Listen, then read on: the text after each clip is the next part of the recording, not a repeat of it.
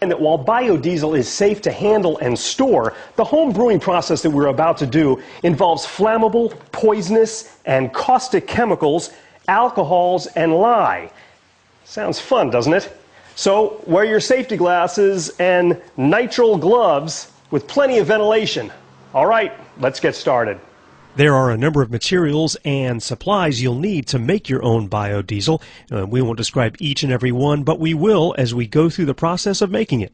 Our first and most dangerous ingredient is 100% lye that can be found in drain opener, and that's sodium hydroxide, and we're going to measure out about 5 grams, and carefully add that to a standard mason jar.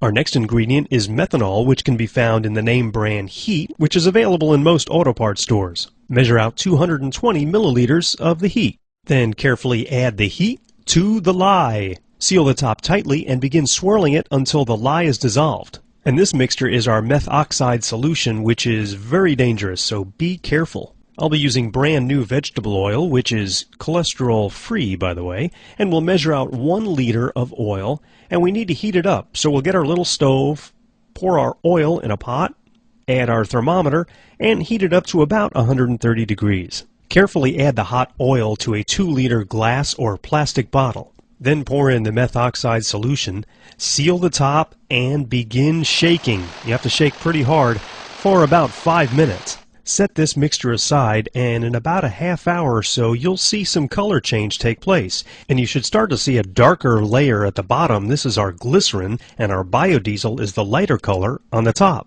Now you need to let this mixture sit overnight, and the next day you'll see a dramatic change in the color. Now it's time to pour the biodiesel layer off the top into another bottle, and we don't want to pour any of the glycerin in there, just the biodiesel. Okay, it's time to wash and dry the biodiesel. And this is done by adding some warm distilled water to our biodiesel and slowly mixing the two together. The idea here is to separate the soap that's naturally in the biodiesel from the biodiesel fuel. Once you see a little bit of the white soapiness begin to form, it's time to flip the bottle over carefully and slowly drain out the soap. You may have to repeat this procedure 2 or 3 times, or maybe even more, to thoroughly clean your biodiesel. Then it's time to let it sit and dry in open air.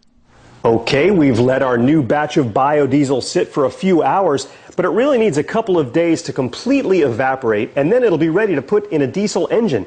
And you might want to filter it through some coffee filters just to remove any small microabrasives that may still be present. But generally, it's going to work just fine in small quantities. Well, there's how to cook your very own homemade